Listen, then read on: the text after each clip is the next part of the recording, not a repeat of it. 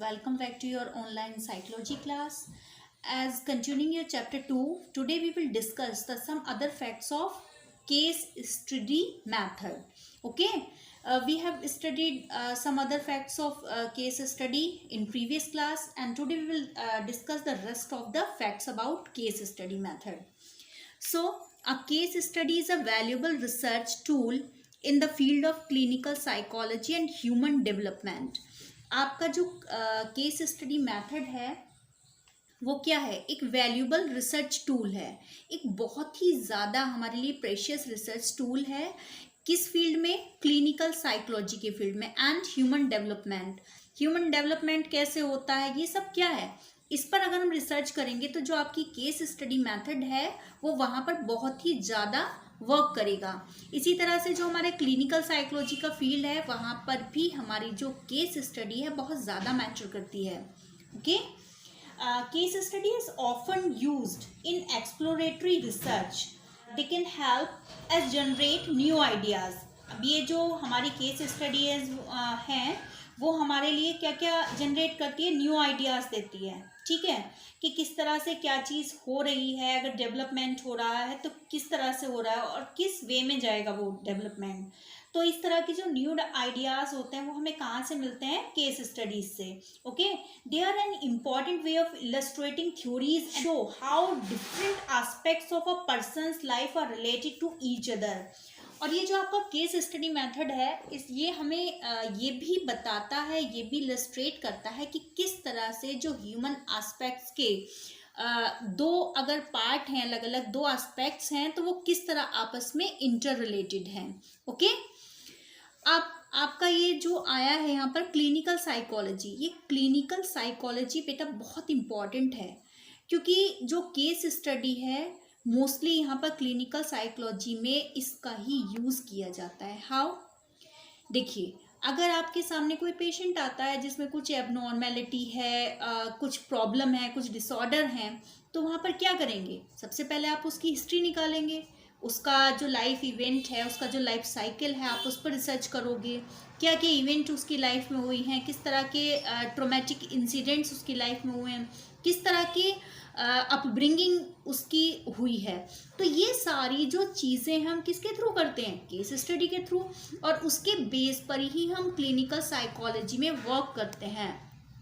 अगर हम किसी पर्सन को थेरेपी देना चाहते हैं तो वो किसके बेस पर होगी? उसके जो पास्ट एक्सपीरियंसेस हैं, उसकी जो अपब्रिंगिंग मेथड्स हैं, उन सबको एनालाइज करके और फिर उसके बाद हम क्या करते हैं? उसको क्लिनिकल साइकोलॉजी में हम ट्रीटमेंट देते हैं। ओके, अब Freud's insight that led to the development of psychoanalytic theory emerged from his observation and showed that meticulous records must be maintained on individual cases. अब देखिए, यहाँ पर आया आपका एक नाम है फ्रायड। ये बेटा मैंने आपको अपनी जो जूम क्लासेस है वहाँ पर भी बताया था। जो सिगमंड फ्रायड हैं ये बहुत इम्पॉर्टेंट साइकोलॉजिस्ट हैं, आपको आगे तक के लिए इनका नाम ध्यान में रखना है, बिकॉज बहुत सारी थ्योरीज और बहुत सारी ऐसी चीज़ें फ्रायड ने हमें दी हैं कि बिना जिनके हमारी जो साइकोलॉजी है जो आज प्रेडिक्ट करने योग्य बनी है और साइंस जैसे साइंटिफिक मेथड से हम प्रेडिक्टेबल हो सकते हैं किसी भी चीज़ को लेकर, उसी तरह से आज हमारी जो साइकोलॉजी अगर वो प्रेडिक्टेबल है तो वो बहुत बड़ा इम्पॉर्टेंट इनका रोल है फ्रायड की थ्योरीज का। तो ये जो सिगमंड फ्रायड हैं इन्होंने क्या कहा? इनकी थ्योरी थी साइको एनालिटिक थ्योरी थी। साइको एनालिटिक थ्योरी क्या कहती है? साइको एनालिटिक थ्योरी कहती है कि किसी भी पर्सन का जो प्रेजेंट में बिहेवियर है, जो करंटली वो बिहेवियर कर रहा है, चाहे वो नॉर्मल वे में कर रहा है चाहे वो एबनॉर्मल बिहेवियर कर रहा है, ठीक है, इट डजेंट मैटर, लेकिन जो भी कुछ वो कर रहा है वो उसके पास्ट एक्सपीरियंस के बेसिस पर उसका ये जो बिहेवियर प्रेजेंट में है वो जनरेट हुआ है। ये कौन कह रहा है? अब क्या? सिगमंड फ्रायड की साइको एनालिटिक थ्योरी। जो साइको एनालिटिक थ्योरी है आपके माइंड को तीन उसमें पार्ट्स में बांट देती है, आपकी conscious mind, subconscious and unconscious. तो यहाँ पर जो अनकॉन्शियस माइंड है वो उन चीज़ों का कलेक्शन करता है जो चीज़ें हम सप्रेस करके वहाँ पर दबा देते हैं। जिन चीज़ों को हमें लगता है कि ये मोरालिटी के बेस पर सही नहीं मानी जाएंगी तो उन चीज़ों को हम दबा देते हैं, ठीक है। लेकिन वो सप्रेस कर करके कहाँ कलेक्ट हो रही है? हमारे अनकॉन्शियस माइंड में। अब जो आपका अनकॉन्शियस माइंड है वो किसका स्टोर बन गया है? आपकी उन सप्रेस्ड चीज़ों का जिनको आपने दबा दबा कर वहाँ स्टोर कर दिया और जिनको आप दूसरे लोगों के सामने जाहिर नहीं कर पाए। अब क्या होगा? वो जो अनकॉन्शियस माइंड में इतनी सारी चीज़ें हैं, इतनी सारी बातें हैं, इतनी सारी इवेंट्स हैं, वो कहीं ना कहीं से तो निकल कर बाहर आएंगी। तो वो क्या करती हैं? वो फॉर्म बदलकर, वो रूप बदलकर अनकॉन्शियस माइंड से निकलकर कहाँ आती है? हमारे एबनॉर्मल बिहेवियर के रूप में आ जाती हैं। कि जो भी चीज़ें होती हैं, जो फ्रायड ने कहा कि वो जो अनकॉन्शियस माइंड के अंदर जो चीज़ें थी जिनको हमने स्टोर करा था वो हमारे एबनॉर्मल बिहेवियर के रूप में निकल कर आती हैं। सो इनका ये कहना था कि जो भी चीज़ें पास्ट में होती हैं वहाँ पर उनको समझना ज़रूरी है, उनको जानना ज़रूरी है। तो यहाँ पर भी क्या है? आपकी केस स्टडी वर्क कर रही है। केस स्टडी के थ्रू ही तो हम उन बातों को जान सकते हैं, उन इवेंट्स को जान सकते हैं कि जो पास्ट में हुई हैं। अगर हम केस स्टडी नहीं करेंगे तो हमें क्या पता कि किसी पर्सन के अनकॉन्शियस माइंड में क्या चीज़ें स्टोर हैं, उसके साथ ऐसे क्या एक्सपीरियंस हुए, उसके जो अपब्रिंगिंग हुई है, किस तरह के एटमॉस्फेयर में हुई है। तो ये सारी चीज़ें हमने कहाँ से गेन की?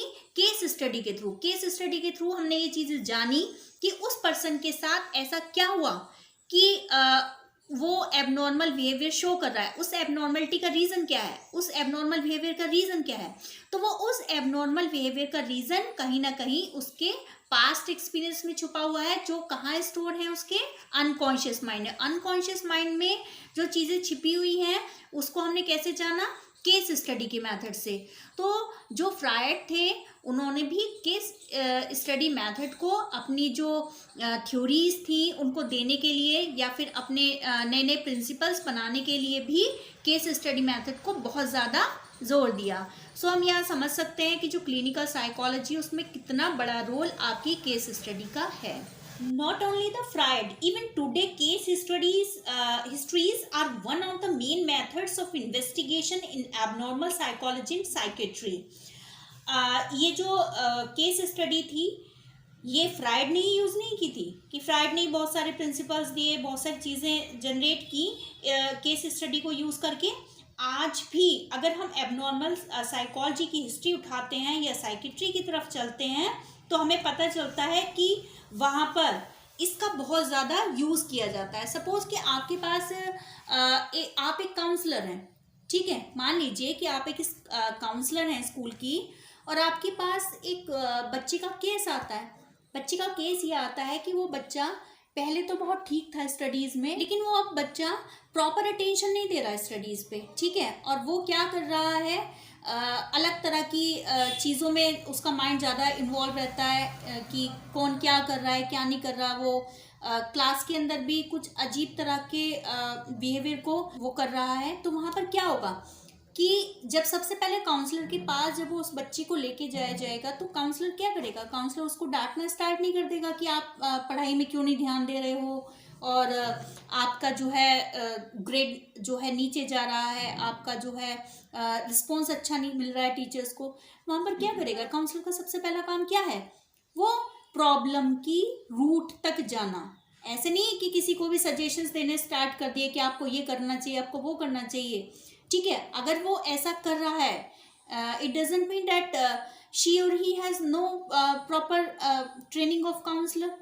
अगर वो ऐसा कर रहा है तो सबसे पहले काउंसलर क्या करेगा कि उस प्रॉब्लम की रूट तक जाएगा। वो उसका चाइल्डहुड पूछेगा, ठीक है। उसके बाद उसके सारे जो फैमिली की कंडीशंस है उसके बारे में जानेगा।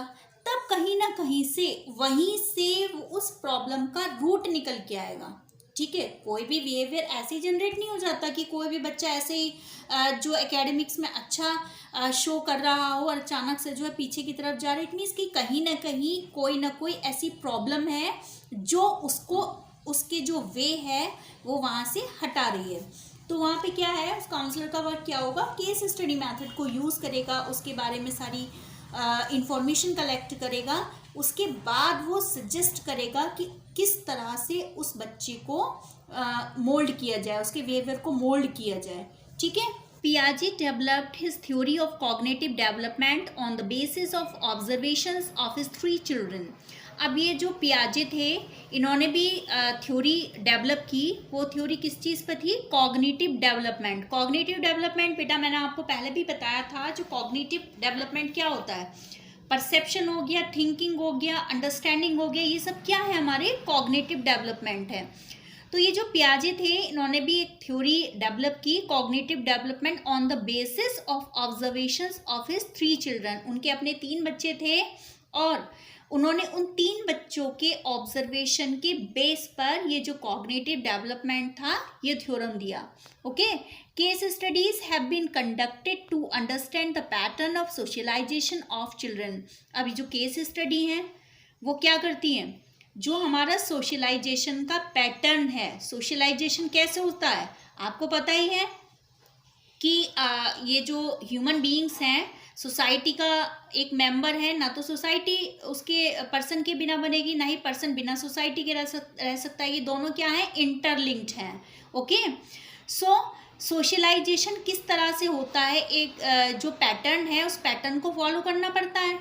अगर किसी पर्सन का सोशलाइजेशन अगर हम देखेंगे तो वो कैसे होता है? एक पैटर्न को फॉलो करके होता है। जो यहाँ सोशियोलॉजी के बच्चे हैं, स्टूडेंट्स हैं, उनको शायद ये पता भी होगा कि आपका जो सोशलाइजेशन होता है वो एक पैटर्न को फॉलो करके ही होता है। ओके।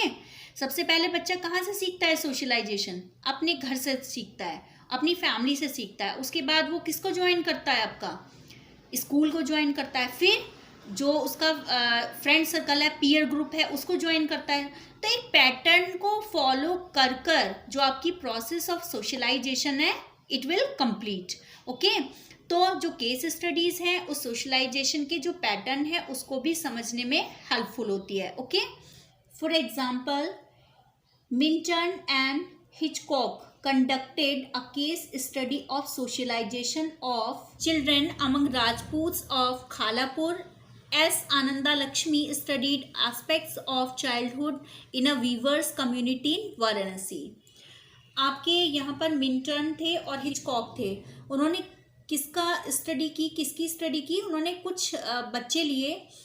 एक तो खालापुर के राजपूत के बच्चे थे। ठीक है। तो उन्होंने जो उनकी अपब्रिंगिंग थी, उनका जो सोशलाइजेशन का पैटर्न था, उस पर केस स्टडी की कि किस तरह के माहौल में वो बच्चे बड़े होते हैं, उनका जो बिलीव्स हैं, उनको वैल्यूज़ हैं, किस तरह से उनके अंदर दी जाती हैं। तो उस पर उन्होंने केस स्टडी की। अब ये जो आपकी एस आनंदा लक्ष्मी थी, उन्होंने किस पे स्टडी की?